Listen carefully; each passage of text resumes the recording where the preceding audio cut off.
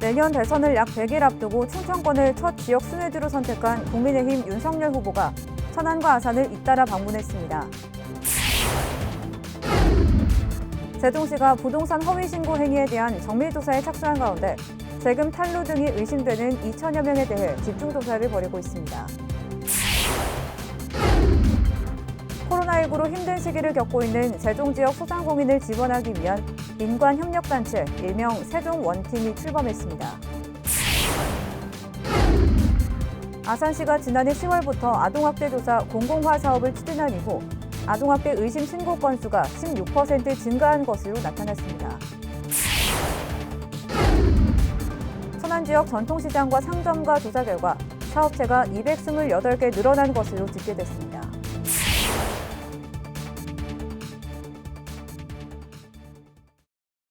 시청자 여러분 안녕하십니까? BTV 뉴스 특보입니다. 1일 0시를 기준으로 국내에서 코로나19 하루 확진자 수가 최초 5천 명을 넘어선 가운데 충남도 내에서도 모두 96명의 확진자가 추가로 발생했습니다. 이 중 천안에서는 41명, 아산에서는 11명이 각각 추가됐습니다. 특히 천안에서는 광덕면 종교시설과 서북구 어린이집 관련 확진자가 각각 8명씩 발생하는 등 집단 감염이 이어지고 있습니다. 1일 0시 기준으로 세종시에서 코로나19 확진자 20명이 추가로 발생했습니다. 특히 학교 중심 감염 확산에 이어 노인 요양시설과 군부대 등에서도 집단 감염이 이어졌습니다. 세종시에 따르면 연동면 노인 요양시설에서 3명, 양지중학교에서 3명, 군부대 관련 6명이 추가 확진 판정을 받았습니다. 한편 세종시에서는 지난 일주일 동안 모두 108명의 코로나19 확진자가 추가돼 하루 평균 15.4명의 확진자가 발생한 것으로 집계됐습니다.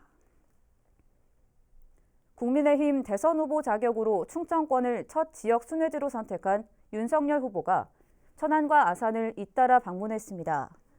윤 후보는 1일 독립기념관과 아산 폴리텍대학, 충남 북부 상공회의소, 신보동 문화공원 등을 찾아 지역 시민과 청년들을 만났습니다. 폴리텍대 학생들과 만난 자리에선 대기업과 중소기업에서 하는 일은 비슷하지만 노동시장 양극화로 임금과 사내복지의 차이가 크다며 강소기업으로 성장할 수 있도록 중소기업을 집중 지원해 대기업과의 차이를 느끼지 못하게 하겠다고 말했습니다. 윤 후보는 앞서 지난달 2일에도 국민의힘 경선주자 신분으로 아산 현충사와 천안 중앙시장을 찾은 바 있습니다. 희망 2022 나눔 캠페인 사랑의 온도탑 제막식이 세종시청 광장에서 열렸습니다. 이번 캠페인은 총 모금액 11억 1,600만 원을 목표로 내년 1월 31일까지 진행됩니다. 사랑의 온도탑은 캠페인 기간 중 세종 시민이 나눔 온도를 확인할 수 있도록 세종시청 광장과 조치원역 광장에 각각 세워졌습니다. 홍영섭 세종사회복지 공동모금 회장은 사랑의 온도가 100도를 달성할 수 있도록 세종 시민과 기업의 사랑과 참여를 부탁드린다고 말했습니다. 코로나19로 가장 힘든 시기를 겪고 있는 사람들 중 한 명이 바로 영세식당을 운영하는 소상공인이죠. 이들을 지원하기 위한 민관협력단체가 세종시에서 출범했습니다. 과연 어떤 단체이고 어떤 방식으로 지원하게 되는 건지 김우순 기자가 취재했습니다. 코로나19로 힘든 시기를 겪고 있는 소상공인을 지원하는 이른바 세종 원팀이 출범했습니다. 민관이 협력 사회공헌 체계를 구축해 소상공인과 취약계층을 지원하는 역할을 하게 되는데 기업 주도로 이루어지는 광화문 원팀과 달리 지자체 중심으로 진행되는 건 세종이 최초입니다. 세종 원팀은 민간 기업이 하나된 마음으로 협력하여 지역사회 공통 문제 해결과 코로나19로 힘든 시기를 겪고 있는 소상공인들의 어려움을 해결하기 위하여 구성된 팀입니다. 이번에 세종 원팀에 참여하기로 한 기관은 정부 부처 13곳을 비롯해 지자체 3곳, 국책연구기관 16곳 등 모두 46곳에 이릅니다. 이들 기관은 앞으로 매달 한두 차례씩 우리 동네 도시락 먹는 날을 지정해 세종 원팀에 등록된 영세식당 15곳에서 도시락을 주문할 예정입니다. 행정안전부는 세종 원팀이 광화문에 이어서 세종시에도 성공적으로 운영되고 더 많은 지역에서 사회공헌 활동들이 이루어질 수 있도록 적극 지원하도록 하겠습니다. 참여기관에선 모바일 앱 나눠정을 통해 도시락을 주문해 먹거나 또는 기부 여부를 선택하게 되는데, 기부를 선택하면 자원봉사자를 통해 취약계층에 전달하는 방식으로 진행됩니다. 이를 통해 소상공인을 돕는 것은 물론 지역 상생의 가치를 높이는 계기가 될 전망입니다. 이런 때에 세종 원팀이라는 민관이 협력하여 소상공인 살리기를 위해 함께 한다는 소식을 접하여 매우 희망과 기쁨을 느낍니다. 세종시 자원봉사센터는 세종 원팀에 참여하는 기관과 영세 식당을 지속적으로 늘려나갈 계획입니다. BTV 뉴스 김우순입니다. 세종시가 부동산 허위 신고 행위에 대한 정밀 조사에 본격 착수했습니다. 세종시는 부동산 조사 특별 전담 조직을 구성하고 현재 업다운 계약 등 실거래 금액을 제대로 신고하지 않았거나 편법 증여, 명의 신탁 등 세금 탈루가 의심되는 2천여 명에 대해 집중 조사 중이라고 밝혔습니다. 또 자금 조달 과정 중 편법 차용과 같이 이상하고 불분명한 자금 출처 등도 조사할 예정입니다. 시는 내년 상반기쯤 조사 결과가 나올 것으로 예상하고 있습니다. 지난해 기준 천안 지역 전통시장과 상점과 조사 결과가 발표됐습니다. 이번 조사에 따르면 지난해 천안은 전년도보다 사업체가 228개 늘었습니다. 중앙시장이 367개로 가장 많았고 신부 문화거리가 327개로 그 뒤를 이었습니다. 사업체 대표자의 성별은 여성이 52.1%로 더 많았고 연령대는 근소한 차이로 50대, 60대, 40대 순이었습니다. 아산시가 아동학대 조사 공공화 사업을 추진한 이후 아동학대 의심 신고 건수가 증가한 것으로 나타났습니다. 아산시에 따르면 올해 11월 기준으로 모두 419건의 아동학대 의심 신고가 접수돼 지난해 362건 대비 신고 건수가 16% 증가했습니다. 이는 아동학대 조사 공공화 사업 이후 시민의 관심과 인식 변화가 높아진 결과로 시는 분석했습니다. 한편 지난해 10월 아동학대의 신속한 대응을 위한 아동복지법 및 아동학대 범죄 처벌에 관한 특례법이 개정 시행된 바 있습니다. 장애인과 국가유공자 등 법정 감면 대상 차량은 천안시 시설관리공단이 운영하는 공영주차장 12곳에서 확인 절차 없이 주차요금을 감면받게 됩니다. 공단은 행정안전부 공동이용 시스템을 이용해 감면 대상 차량의 번호를 자동으로 인식하는 시스템을 구축했습니다. 이달까지 시범 운영을 거친 뒤 내년 1월부터는 천안 지역 모든 공영주차장으로 확대 시행할 계획입니다.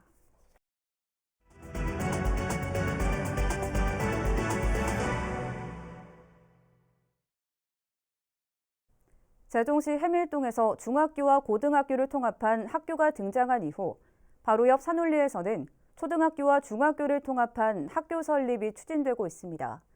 이런 통합학교 운영이 학령 인구 감소에 따른 새로운 학교 설립 대안으로 떠오르고 있지만 지역에서는 반대의 목소리도 만만치 않습니다. 김우순 기자의 보도입니다. 도시개발이 한창인 세종시 6-3 생활권 산울리입니다. 전체 7,600여 세대가 입주할 예정으로 2024년 캠퍼스 고등학교를 시작으로 이듬해까지 초등학교와 고등학교 각각 한 곳, 그리고 세종시 첫 초중 통합학교 한 곳이 순차적으로 문을 열 예정입니다. 이 중 최근 이슈가 되고 있는 건 초중 통합학교, 일명 산울 초중 통합학교인데 세종시 교육청은 당초 각각의 초중학교를 설립할 계획이었지만 두 차례 연속 중앙투자심사에서 고배를 마시면서 통합학교 신설로 계획을 바꿨습니다. 학령 인구가 지속적으로 줄고 있는 상황에서 한 명의 교장이 초등학교와 중학교를 모두 관할하고 운동장과 강당 등 각종 시설을 함께 사용하는 등의 이점이 있는 통합학교 신설을 정부가 선호하고 있기 때문입니다. 세종시 최초가 될 초중 통합학교 신설은 내년 1월 열리는 중투심사를 통과하면 설립이 최종 확정됩니다.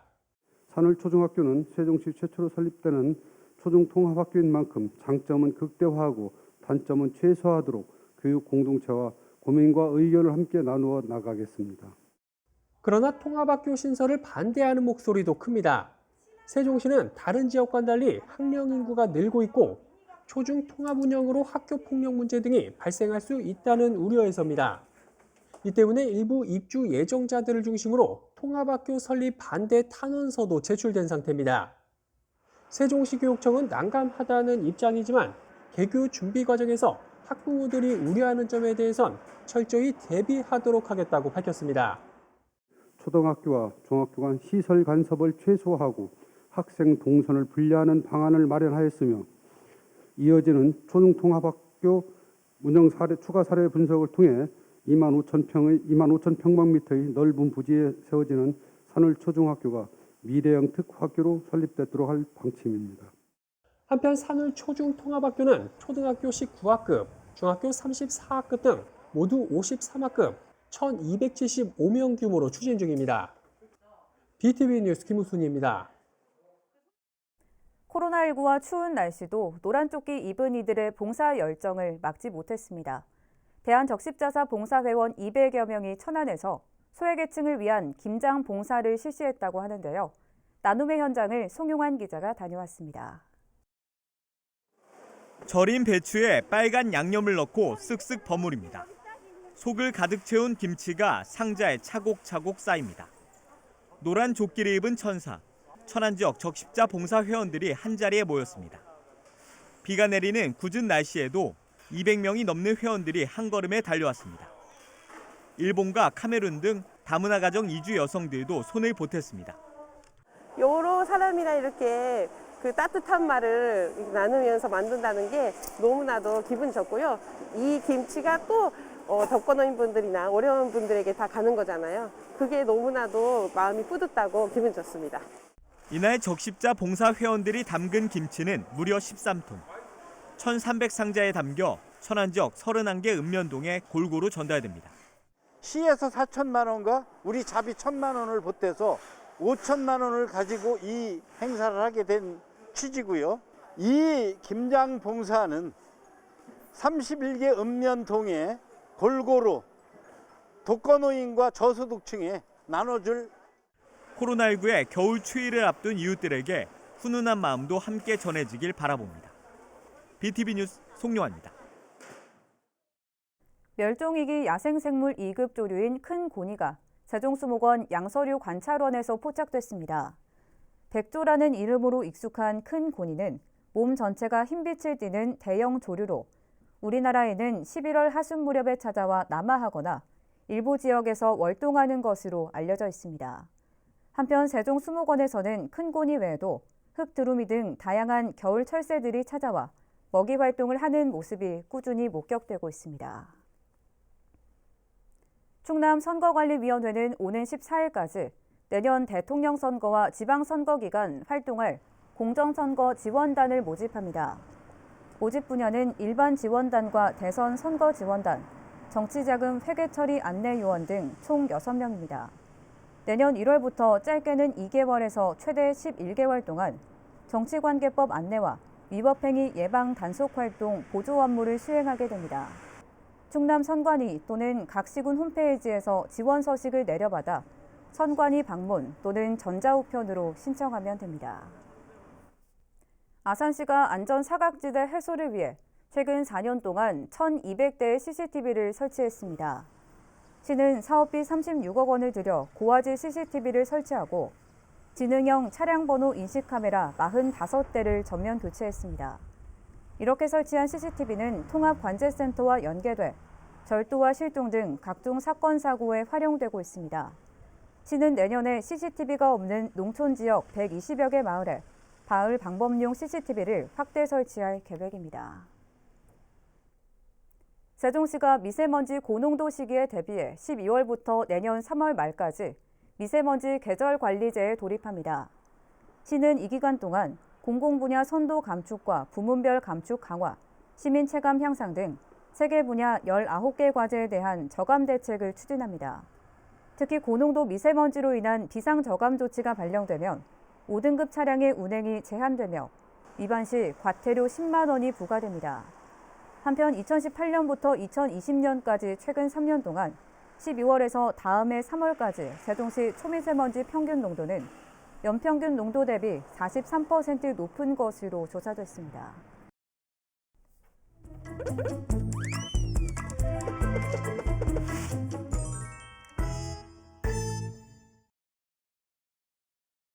민원 톡톡톡 시간입니다.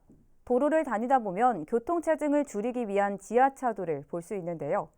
하지만 지하차도의 미흡한 관리가 교통체증과 사고를 유발하면서 많은 불만들이 있다고 합니다. 어떤 내용인지 민원 톡톡톡에서 알아봤습니다. 매일 바쁘게 지나다니는 도로 위의 차량들. 그중 지하차도는 도로의 교통체증을 방지하기 위해 만들어진 도로인데요. 미관도 해치지 않고 차량 통행을 원활하게 해주기 때문에 많은 곳에 지하차도가 나 있습니다. 하지만 항상 좋은 부분만 있는 것은 아니었는데요.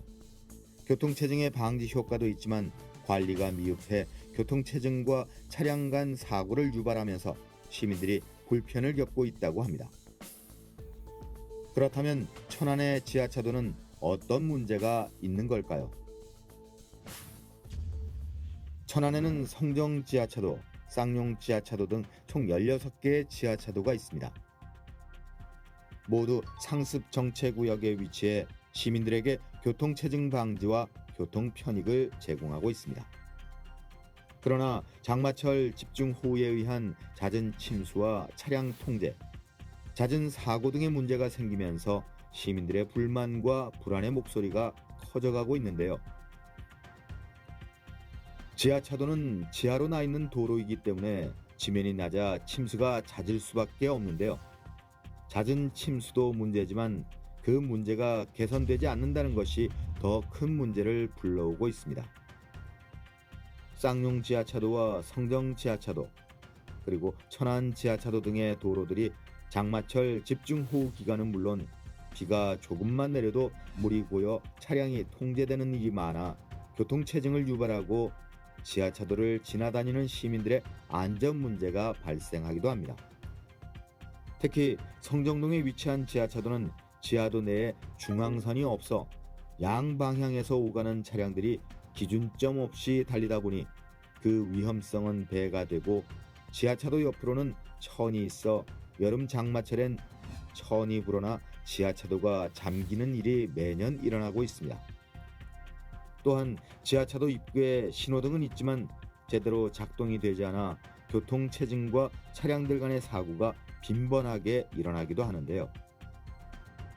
설상가상으로 지하차도 천장에서 발생하는 누수 현상으로 시민들의 불안감은 더해져만 갑니다. 그 외에도 어두운 밤에는 경사로 인해 지하차도로 들어가는 차량과 나가는 차량 간의 차량 불빛으로 눈이 부셔 차량 운행에 지장이 가기도 하지만 경사가 너무 가파르다 보니 오히려 앞에서 오는 차량을 보지 못해 사고가 나는 경우도 있다고 하는데요. 제가 최근에 지하차도를 지나가다가 한번 사고가 난 적이 있는데 반대편 차량의 운전자분께서 지하차도 그 경사가 높아서 시야가 가려져가지고 제 차가 보이지 않았다고 하시더라고요. 지하차도를 나오자마자 교차로 진입이 이어지는 사고가 잦은 구간인데 신호나 중앙선 등 안전 요소가 많이 미흡한 부분이 있는 것 같아서 아쉽고요. 그런 점들이 하루빨리 개선되었으면 좋겠습니다. 이런 문제들은 더 큰 위험으로 이어지기 때문에 시민들의 우려 섞인 목소리가 커져만 가고 있습니다. 시민들의 우려는 커져가지만 천안시에서는 사실상 해결이 어렵다는 입장입니다. 신호등은 경찰서에서 심의해서 네. 신호등 설치가 가결이 돼야 저희가 설치를 하는 거거든요, 시에서. 경찰서 심의해서 네. 여기는 이제 교통 상황에 신호등이 필요하다라고 결정이 돼야 돼요, 심의위원회에서. 그래서 저희가 임의적으로 여기는 한다 안 한다 답변을 드릴 수는 없는 거거든요, 신호등 설치는. 그거는 철도청 시설물이 그것 때문에 그런 거거든요. 이거는 저희 시에서 조치해야 될 게 아니라 철도청 관리공단에서 조치를 해야 되는 상황이에요. 시민들과 차량의 원활한 교통을 위해 만들어진 지하차도. 시민들의 반복되는 걱정과 우려 속에 지하차도가 제 기능을 상실하지 않기 위해 기관의 많은 관심과 개선으로 모두가 마음 놓고 다닐 수 있는 지하차도가 되길 기대해 봅니다.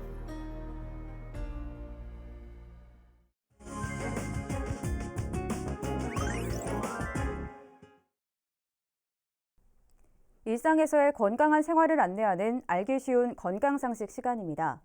몸이 무거운 증상이 특별한 이유 없이 6개월 이상 지속되면 만성 피로 증후군을 의심할 수 있는데요. 전문의들은 규칙적인 식사와 휴식을 권고하고 있습니다. 영상 만나보겠습니다. 요즘 잠을 자도 피곤하다고 하시는 분들이 많은데요. 그래서 오늘은 만성 피로 증후군에 대해 설명해 드리고자 합니다. 피로는 정신이나 몸이 지쳐 있는 상태로 일상에서 흔히 발생하는 증상 중 하나입니다. 피곤하다 라는 느낌뿐 아니라 이유 없이 여기저기 아프다, 집중이 잘 안 된다, 기분이 안 좋다 등 다양한 형태로 피로를 호소할 수 있습니다. 이러한 피로가 특별한 이유나 원인 질병 없이 6개월 이상 지속되는 경우 만성 피로 증후군이라고 말합니다. 경장사혈을 살아가는 현대인들이 많이 호소하는 만성 피로 증후군은 전체적으로 나른한 느낌, 두통, 어깨 및 목 결림, 전신 무력감, 식은땀, 추위를 탐 등의 증상이 나타나기도 하며 집중력의 저하, 정서 불안, 의욕 저하 등과 같은 정신적 문제도 나타날 수 있습니다. 만성 피로 증후군의 원인에 대해서는 아직 확실하게 밝혀진 것은 없습니다. 감염, 스트레스, 면역 기능이나 중추신경계의 장애 등이 원인으로 추정되고 있으나 그 역시 확실하지는 않습니다.